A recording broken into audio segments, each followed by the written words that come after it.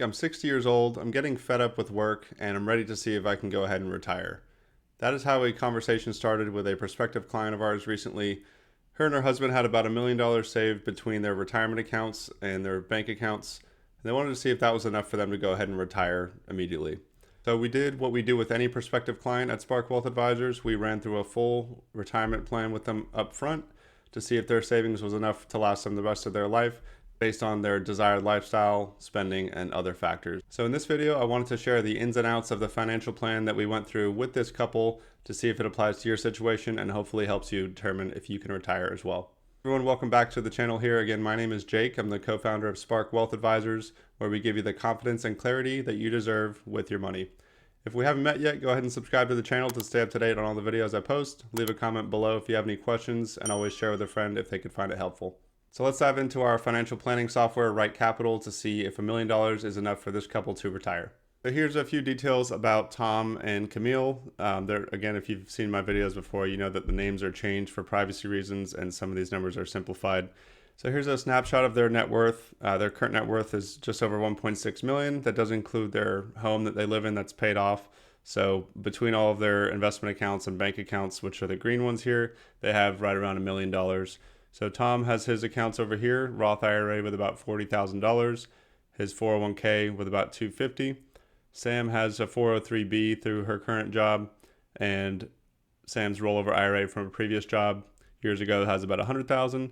Again, they have their bank accounts, some money in a checking savings, and then they have a joint brokerage account, which is in a trust titling. So this is a brief overview of their situation here. They're both 60 years old right now. Camille, again, was the one who came to me and said, Jake, I'm getting tired of work. I really want to see if I can retire either now or in the very near future. I've put in my time. It's time for me to kick back and relax and enjoy the fruits of my labor. So we'll take a look at a bit more details here before we dive into the retirement analysis. So this is their current income. Tom is earning $120,000 per year, and he also gets a bonus of 15% annually. Camille's earning $150,000 and her bonus is 10% annually. Their Social Security here is estimated based on their full retirement age. So if they do claim at 67, which is full retirement age for them, Tom will earn $2,700 per month and Camille will get $3,000 per month. Now, if you look here, their current strategy is to claim it at 62. So they figured that if they want to retire as early as possible, they'll need to start claiming Social Security early.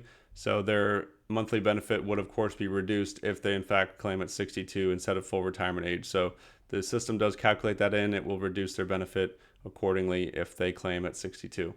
So you'll notice we do have a separate card here for Tom's part-time income. Camille is really the one that's ready to put in her notice at work. She's fed up, doesn't really enjoy her job as much as she once did. Tom is not quite the same. He enjoys his work. He can always do part-time consulting for his current job. He's already talked to them about that. So we do have this card in here for the option of him to work part-time as a consultant for his current job. So again, he's willing to do that for about 5 years or so into their initial retirement. So we included that to see how much he would really need to bring in if he does need to work part-time to make their retirement work. They are currently contributing to their 401ks. So Tom is maxing out his 401k. Camille is maxing out her 403b. So they're both contributing basically $30,000 plus per year to these. They realize they're a little bit behind the ball. They could have been contributing and maxing out way earlier, but it's still good that they're doing so now. So in addition to their 401ks, they are taking a good chunk of their income each year and saving it in that joint taxable account, that brokerage account, that trust account. So this is what they're saving each year as they approach retirement. And their current living expenses are $6,000 per month. Again, they have their mortgage paid off, so this is purely discretionary expenses that they spend each month. And then we, of course, factor in taxes separately because this is what they need to spend after taxes are taken out. So their goal is to really basically live on about the same, maybe a little bit more if they can in retirement. They understand that they're going to have some expenses that increase, like increased travel, dining out, leisure, things like that. So they want to see if they can live off of $7,000 per month. Again, they're 60 now. They want to see if they can retire today or in the near future. So we're setting the default retirement goal to 60. You'll see in a minute that we can adjust that if needed. But this is a separate budget for healthcare expenses in addition to Medicare. So between 60 and 65, they are basically going to have to pay out of pocket for health insurance. So that'll be based on the national average, as well as long-term care. The last 2 years of their life, we plan for in-home nursing care. So that is all factored in separately. Again, the retirement expense is purely what they want to spend discretionarily in retirement. So from here, we'll take a look at their retirement analysis, which if you're not familiar, this is called a Monte Carlo simulation. So it takes all the numbers that we've collected from Tom and Camille, and it projects out 1,000 possible different worlds of what could happen over the next 30 years or so. This plans for them to live till 90. But it's saying based on 1,000 different 30-year periods, different market returns, different inflation, different investment allocations, each of those is going to have a different result. It's just saying in only 5% or 50 of those scenarios does this money last the rest of their life based on what they want to spend without any adjustments. So as you can see, 5% is not what you want to see. So there is some adjustment that needs to be made. So that's where we'll start talking to Tom and Camille about what they're willing to compromise on and how we can make this work for them. So the first conversation we had with Tom and Camille was really directed at Camille, since she's the one who's getting fed up with work. We said, Camille, ideally, how many more years would you be willing to work before you could retire and really not have to worry about going back to work or running out of money? So Camille said that she'd be willing to work a maximum of another 3 years or so if it meant that she would have more confidence in their plan and really little to no chance of her ever having to go back to work or reduce their spending in retirement. So first change we made was to see if they could both retire in 3 years instead of right now, since these numbers aren't really suggesting they can do that. So we changed their retirement ages to 63. Obviously that's going to have a big effect as they continue to max out their 401k plans, continue to build up that trust account for more savings to live off of in a few years. The next thing was, since Tom is willing to work part-time, he estimates that he can, he won't earn his full salary that he's making now, $120,000, but he estimates that he can work about 20 hours a week and still make about $60,000 a year for them to live off of in the meantime. So that's obviously going to help cover expenses between 63 and when they start to claim Social Security, which was the next thing we discussed with them. Even though they do want to start, retiring as soon as possible, we said even though you want to claim Social Security early, the longevity of your plan would really work out better if you wait until full retirement age so you get that full benefit. You don't necessarily need to delay any past that. You would get a higher benefit if you delayed it till 68, 69, or 70, but we changed their Social Security strategy to full retirement age for both of them to see what the effect would be on their likelihood of success here. So that's going to give it a nice little boost as well, since they're not having to reduce that benefit. And just to show them the actual difference in taking Social Security at full retirement age versus 62, we always like to review this screen with them. If they wait until 67, full retirement age for both of them, over the course of their life, if they, of course, do in fact live until age 90, it results in $442,000 more that they'll have as a cumulative benefit. So that's a big number that it's important to show the impact of. It's maybe a few $100s a month initially, but over time that can really add up and ultimately means more spending in their retirement. So always like to show that.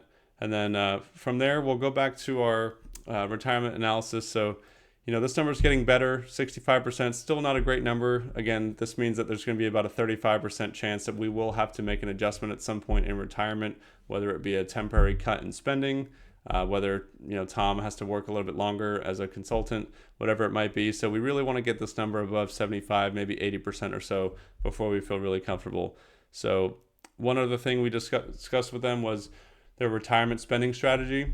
The default assumption is that your expenses in retirement will adjust upward with inflation by whatever inflation is. So if they start out at $7,000 per month and inflation is 4% next year, will increase their monthly withdrawal by 4%.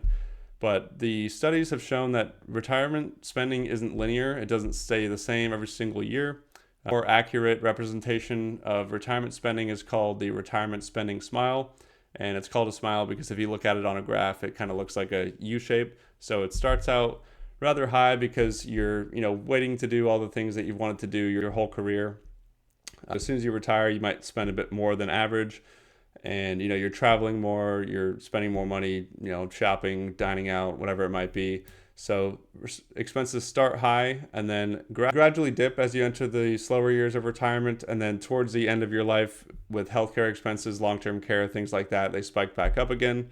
So we introduced the retirement spending spiral strategy here, which is a more realistic approach to retirement spending. So that'll also have a nice little effect on their probability of success here. And by the way, for those wondering, the retirement spending smile, it doesn't necessarily mean you're spending less as the years go on.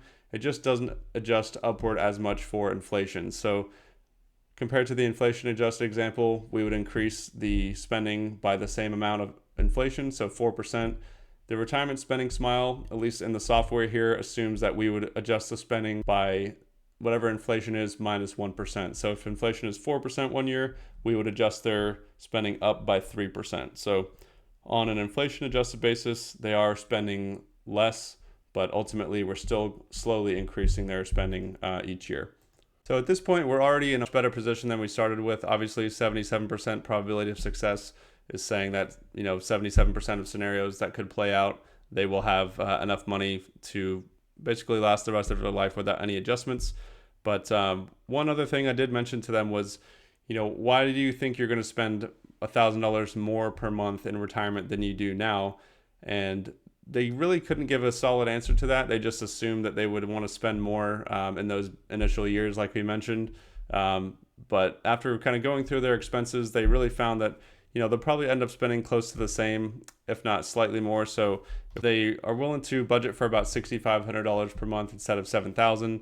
So as you can see, that puts them over 82%, which is a much more comfortable number than where we started at. So just to kind of put this into context, we also like to review this chart here, which is showing that over the course of their life, rather than having a high likelihood of running out at age 80, they now have over $1.7 million more over the course of their plan. So this obviously is not guaranteed. It does use expected returns for their current portfolio.